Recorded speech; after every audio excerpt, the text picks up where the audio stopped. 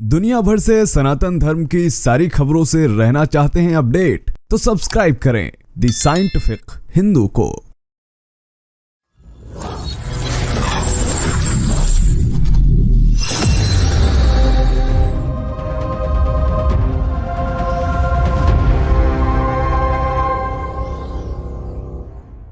एक तरफ ऐसा समाज है जो अयोध्या में बनने वाली अपनी ही समुदाय की मस्जिद के लिए धन नहीं एकत्र कर पा रहा है, चंदा देने वालों की कमी पड़ गई है, और तो और आधे से ज्यादा चंदा तो हिंदुओं ने ही दिया है मस्जिद के लिए। वहीं दूसरी तरफ मंदिर के लिए इतना चंदा आया कि उस चंदे के ब्याज से ही राम मंदिर बन गया है। और सिर्फ बात इतनी ही होती तो ठीक था, लेकिन अब 1 महीने के अंदर ही इतना दान आ गया है जो हिंदू विरोधियों को परेशान करने के लिए काफी है। दोस्तों, अयोध्या में इतना रिकॉर्ड तोड़ दान मिला है राम मंदिर को, जैसा पहले भारत के इतिहास में कभी नहीं हुआ।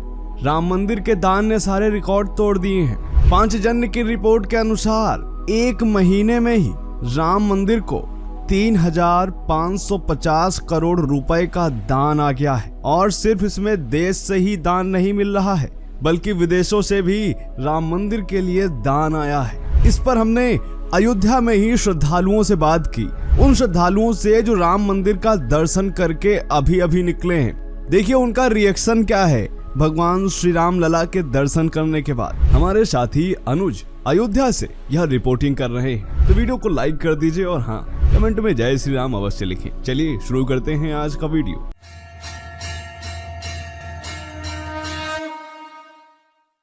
स्वागत करता हूं अपने चैनल द साइंटिफिक हिंदू पर।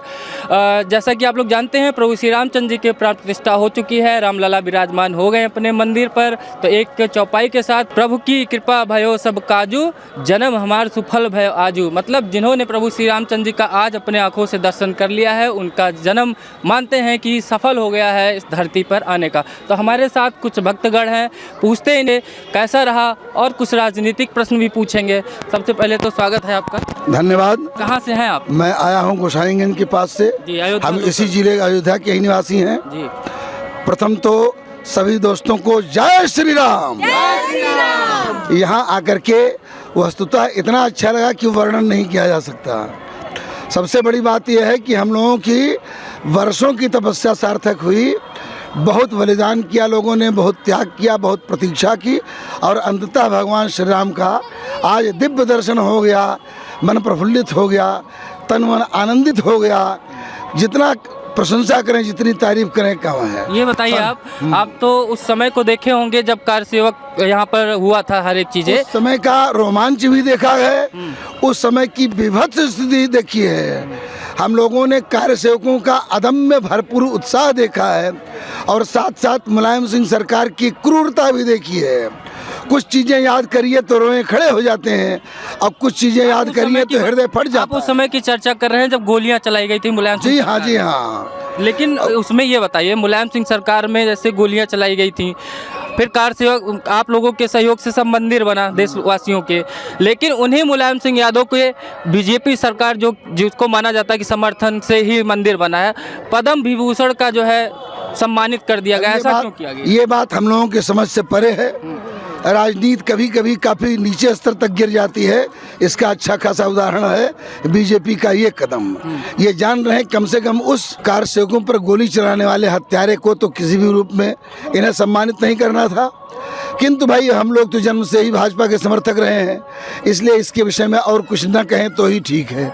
लेकिन ये कृत्य इनका सर्वथा निंदनीय रहा, हर तरह से भर्त्सनीय है, निंदा की योग्य है, और हम लोग इसकी जितनी निंदा करें कम है। इनको समझ में नहीं आता कि किस राजनीति को मोड़ देने के लिए इन्होंने ये कदम उठाया। ऐसा न करने से इनका घाटा क्या होता, अथवा ऐसा करने से इनका लाभ क्या हुआ। इसमें तो कहीं तुष्टीकरण की गुंजाइश भी नहीं थी। वो तो वैसे ही लोगों से निगाह से गिरा है। फिर समझ में नहीं आया कि आपको कौन चीज़ पहचान में आई।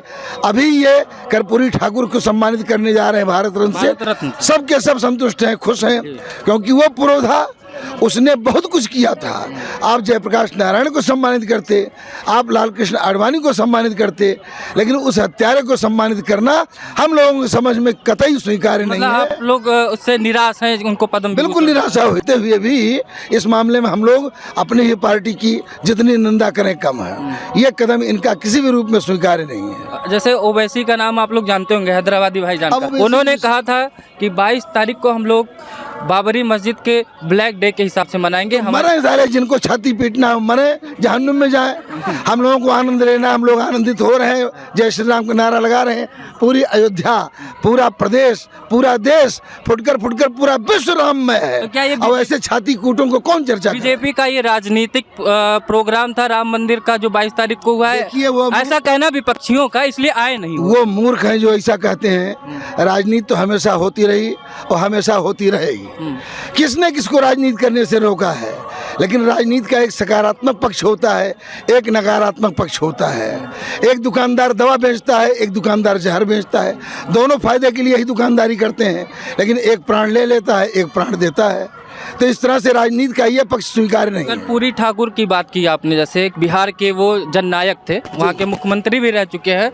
ये बताइए, भगवान की प्राण प्रतिष्ठा होने के बाद क्या वहाँ प्रभु श्री राम का स्वरूप दिखने लगा कि वहाँ पे सरकार ही गिर गई वहाँ की, नीतीश कुमार की? नहीं, अब वो तो ठीक है, राजनीतिक हलचल अपने स्थान पर है।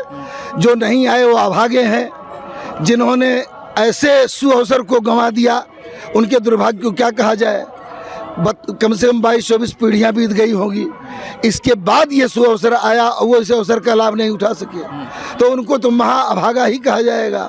रही बात उसका कर्पूरी ठाकुर के सम्मानित करने से, और कर्पूरी ठाकुर को सम्मान देने का इस राजनीतिक हलचल से नीतीश कुमार के पुनः जो है त्याग पत्र और जो है शपथ ग्रहण, इससे उसका बहुत सीधा कोई संबंध नहीं है।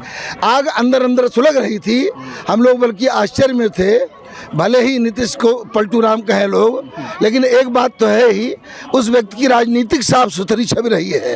कम से कम ईमानदार रहा, कार्यकर्ता रहा, सजग व्यक्ति रहा। इस बीच थोड़ी राजनीतिक महत्वाकांक्षा ने उसको गिरा दिया कि क्षण में इसके साथ, क्षण में उसके साथ, लेकिन अंततः ये हुआ जो यही होना था। प्राण प्रतिष्ठा के बाद स्वामी प्रसाद मौर्य ने फिर अपनी जुबान खोली है, बोले कि जो है अगर ऐसा प्राण प्रतिष्ठा करने से किसी के अंदर सजीवपन आ जाता है तो लोग अपने मरे हुए माता पिता के भी अंदर जो है मूर्तियां लगा के प्राण प्रतिष्ठा करा दें। मैं इतना ही कहना चाहूँगा, जिसकी आँख कान खुली है, जो जरा भी बुद्धि रखता है, एकदम कपड़ा फाड़ने वाला पागल नहीं है, थोड़ा पागल भी होगा तो भी वो समझ लेगा एक बार बोला अच्छा कुछ बोल रहा है, दूसरी बार बोला बड़बड़ा रहा है, तीसरी बार बोला कुत्ता भौंक रहा है। ये सोचना चाहिए। अब फिर कह दो उसको, वो कुत्ता फिर क्यों देख रहे हो उसकी तरफ? सारी कमी मीडिया कर्मी की आप लोगों की है। कुत्ता भौंका, ये कौन समाचार है? हमारा तो काम है दिखाना, बोल रहे नहीं तो एक बार बोला, दो बार बोला, बोलना तक था।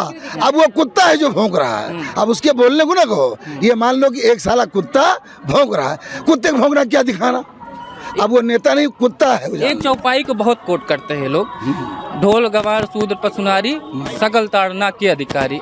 इसमें ऐसी क्या कमी है जो ये लोग चिल्लाते रहते हैं? पढ़ना लिखना है नहीं, किसी से सुन लिया, दूसरे तीसरे सुना, तीसरे ने चौथे से सुना, अपनी बुद्धि का प्रयोग नहीं करना है। इतनी स्पष्ट चौपाई है, ढोल गंवार शूद्र पशुनारी, तीन के लिए ही कहा है। गंवार शूद्र, शूद्र पहली बात तो अपने आप को मानता कोई क्यों है? आप अगर शूद्र मान रहे हो इसका मतलब स्वयंहीन भावना आपके अंदर है। फिर भी यहाँ गंवार शूद्र जो बेसहूर है, जो फूहड़ है, जो गंदा है, उसको ताड़ने, और ताड़ने का मतलब कहते नहीं भैया उसको ताड़े रहे हो। आपके यहाँ इस समय बहुत आ जा रहा है, तो ताड़ने का मतलब देखभाल करना, ताड़ने का मतलब ढोल के अर्थ में भी देखभाल करना। जिसका जैसा है स्वरूप उसके साथ व्यवहार आप ऐसा। हम ही आप हारमोनियम पर उंगली रखते हैं दूसरी तरह, ढोल पर दूसरी तरह से, कहीं जाते हैं बाजार में दूसरी तरह से, एकांत में रहते हैं दूसरी तरफ से, किसी सभा में गए तो दूसरा भाव रहता है, अपने घर में दूसरा भाव रहता है। तो हर जगह बुद्धि का प्रयोग है। जिन नीचों को मानस से नफरत है, जिनको पढ़ना नहीं खाली सुनना और चिल्लाना है, उनके लिए ये चौपाई बहुत समय से विवादित रही है और बहुत समय तक विवादित रही है। ये तो रहा। अन्यथा सीधी बात कर लीजिए कि ढोल को, गंवार शूद्र को और पशु नारी, मतलब वो नारी जो बिल्कुल ही स्वेच्छाचारी है, तो उसको इसके पहले भी कहा, जब स्वतंत्र है बिगड़े नारी। इनके लिए ही ये कहा गया है, उनको ताड़े रखिए, देखे रखिए, ये गलत कदम उठा सकते हैं, इनको नियंत्रण में रखिए। अब पढ़ना लिखना है नहीं, चिल्लपों करना है तो भाई आप स्वयं शूद्र बने हो, तो आपको शूद्र बनने से कौन रख सकता? जो स्थान है अपने स्थान पर है, कोई बोलने वाला नहीं। अब आप सिर पर बैठोगे तो मुलायम का समय गया, इंदिरा और राजीव का समय गया, जो आपको खोपड़े पे बैठाते थे। 10 मुसलमान हो 200 हिंदुओं पर भारी पड़ते थे, 200 हिंदू रास्ता बचा देते थे। क्यों? उनको दबा करके सरकारी संरक्षण उनको दिया गया और दबा के रखा गया। वैसे भी अब हिंदू इतना जग गया है कि आगे कोई भी सरकार आवे, अब हिंदू झुकने वाला नहीं। जी, आप क्या कहेंगे? मैं तो एक ही कह रहा हूँ साहब कि बिल्कुल तय मन से, बिल्कुल जो मेरी इच्छा है। दर्शन किए कि नहीं? अभी दर्शन अभी नहीं क्या किए। भाव आया दर्शन करके? मनोकामना पूरी हुई? बिल्कुल साहब, मनोकामना तो पूरी नहीं, महापूरी भाई साहब। देख के ऐसा लग रहा कब से सुन रहे थे, कब से देख रहे हैं? है मंदिर को। हाँ हाँ। मंदिर को साहब हम तो जो है पुरानी याददाश्त से मिलती, तो साहब आंसू बगड़ जाते। भावुक हो गए थे? हाँ। अभी भी लग रहा है आपको? हाँ, अभी मंदिर की 500 साल की सुना, अभी हमें रोना आ जाता है। जयकारा लगा दीजिए फिर इसी बात। जय श्री राम, जय श्री राम, जय श्री राम। आप क्या कहेंगे? आप बताइए। आप मैं बहुत ज्यादा खुश हूँ, इससे ज्यादा क्या कहूँ। पिताजी ने सब कुछ कह ही दिया है, सारे जवाब मिल गए आपको। मतलब एक ही साथ? हाँ बिल्कुल। तो ये थे भक्तगण जो कि अपनी भावनाएं रख रहे थे, और इसी के साथ चैनल को लाइक करिएगा, सब्सक्राइब करिएगा।